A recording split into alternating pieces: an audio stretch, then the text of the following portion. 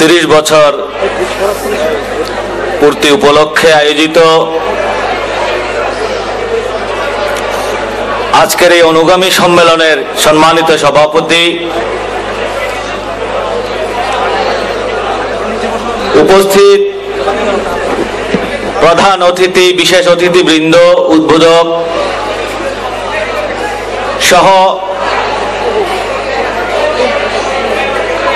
বিগত 30 বছর ধরে বাংলাদেশ ইসলামী ছাত্র সেনার এই হাল যারা ধরেছেন, সেই সমস্ত কর্মকর্তাবৃন্দ, 30 বছর পরের আজকের প্রজন্ম, আসসালামু আলাইকুম ওয়া রাহমাতুল্লাহি ওয়া বারাকাতুহু। আমি মহান রব্বুল আলামিনের শুকরিয়া আদায় করছি, কারণ বাংলাদেশ ইসলামী ছাত্র সেনা 30 বছরে পদার্পণ করেছে। বাংলাদেশ ইসলামী ছাত্র সেনা জন্ম হয়েছে বেঁচে থাকবার জন্যে, তাই অনেক ঘাত প্রতিঘাত সত্ত্বেও বাংলাদেশ ইসলামী ছাত্র সেনা তার 30 বছর পূর্ণ করেছে।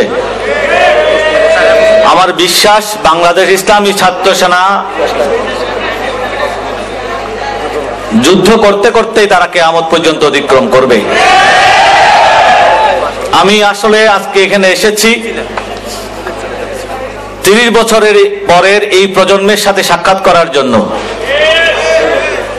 আপনারা কি আপনাদের মনোবল হারিয়ে ফেলেছেন নাকি এখন অটুট রেখেছেন, সেটা দেখবার জন্য এসেছি।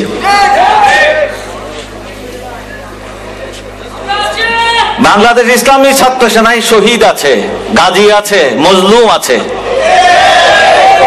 যাদের দলে এগুলো আছে তারা বেঁচেই থাকবে সব সময়।